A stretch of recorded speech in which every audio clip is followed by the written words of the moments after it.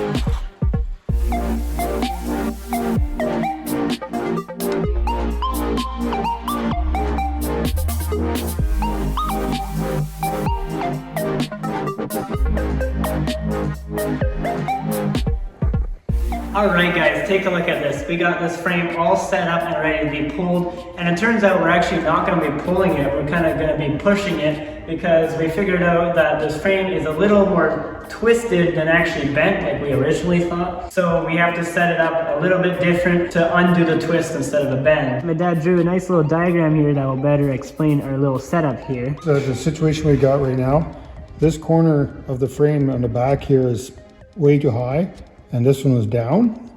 And on the front, it's the opposite. The front left is down and the right is actually up. So what we're going to do is we're going to chain this down, and on this side, we're going to jack it up so it goes up instead. And that's what we got here. We got the jack, and then that side's all going to be chained down.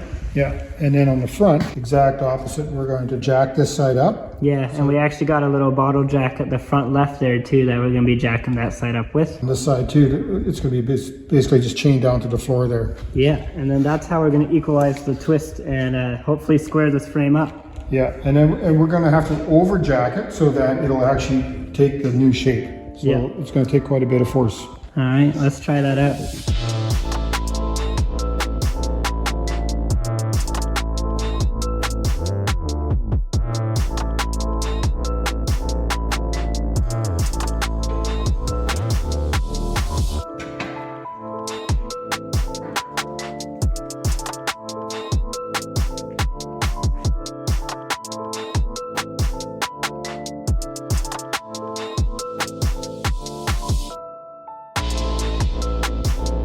Lower it down.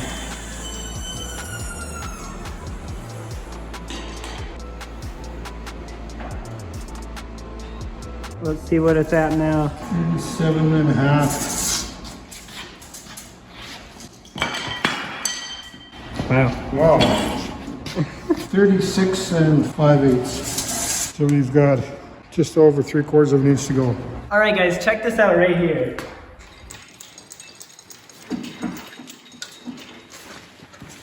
This frame still has a massive twist in it, and we've been fighting it for so long. That jack stand still has a space in it, and obviously this truck should be sitting flat on all four, so it's still got a gap. It's still a big twist. We've been fighting this frame so much. We even maxed out this 10-ton jack here, and it just kept bouncing back. So we figured out that the reason why it's bouncing back is actually because this frame at the back here is way more flexible because it's an open C-channel frame, which is way lighter weight because it's obviously missing this plate here, because as you see over here, it's got this plate. This is a square tube chassis that is from here to the front of the truck. This is way stronger than over here.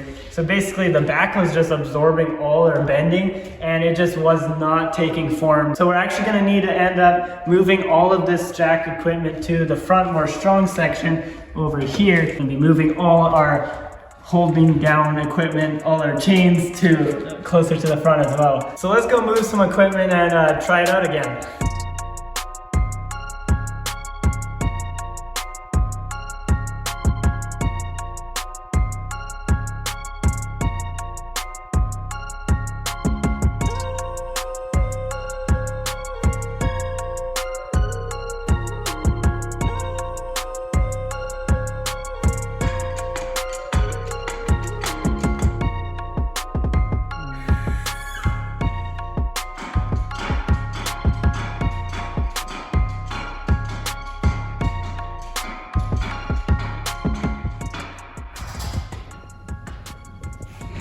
Hear that? Mm-hmm.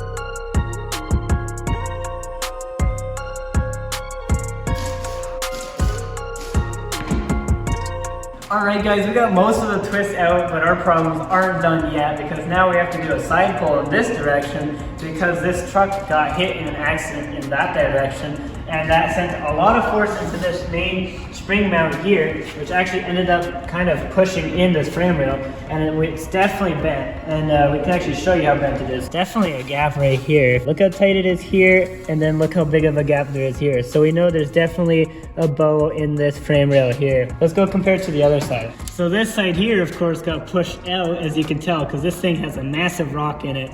This frame rail is completely bowed out. Also, a lot of force got transferred through this main cross member here, and we know that because of this big bend here, and that got bent down, this got pushed out. So yeah, that's why we're gonna be pulling it that way. So let's go set up some equipment for that side pull.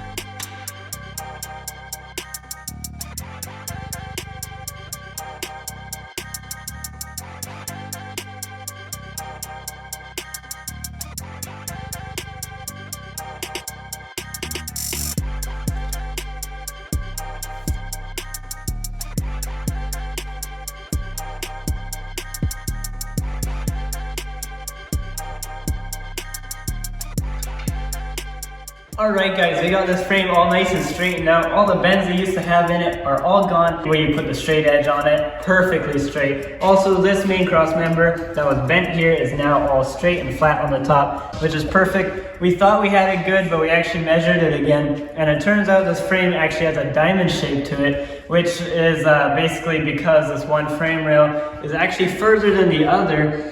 And that's because of the hit of the accident. Usually a frame is sitting square, but now ours is a diamond. What we're gonna have to do is anchor this one frame rail here at the front, and we're gonna have to pull really hard that way backwards on the frame rail that is pushed forward. And hopefully we can square out this frame and get it straight again. Let's get to it.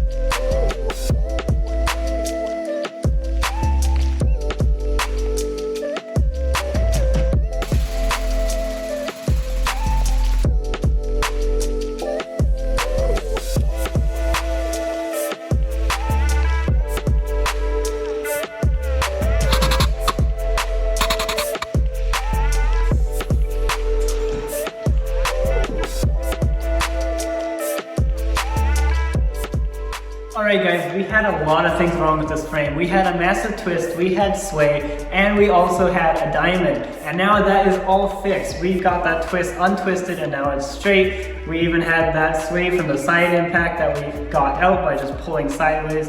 And that diamond at the very end we got fixed by just yanking that frame rail straight back. So now it's all square and all perfect, so that is a huge accomplishment. There is one little thing that we figured out. Right in this one little spot here, this got actually stretched from the impact, and when we got everything straightened out, it actually is compressing and is under a bit of tension here. It was just bouncing back when we were hammering on it. So we're actually going to use a tool we brought along called the inductor, I guess, right? We're going to use the inductor to heat it up. That will loosen it and Shrink it. Shrink it, yeah, it'll shrink it back down to its proper spot. And then we're going to actually paint it with a certain kind of paint called Pour 15. This stuff is really good. It's basically a paint that you can just paint right over rust, and it basically seals the rust away. So we're actually going to be brushing that on the entire frame, and it's going to look really good after. So let's get to it. Make love all around me. Only do it for the family. Yeah. We just climbing up a mountain. Falling down, but we bouncing. Wish I might stand grounded. Had to lose it just to say I found it. Now it's like my hands got a bounty. Wrapped up in smiles, but there's nothing that can down me. Got a red dot on the nose for the people trying to clown me. See now how they truly feel. A yes man don't turn down a shitty deal. In the field doing anything just to get killed. To the death, find out I'm spraying out of even still. Oh goddamn.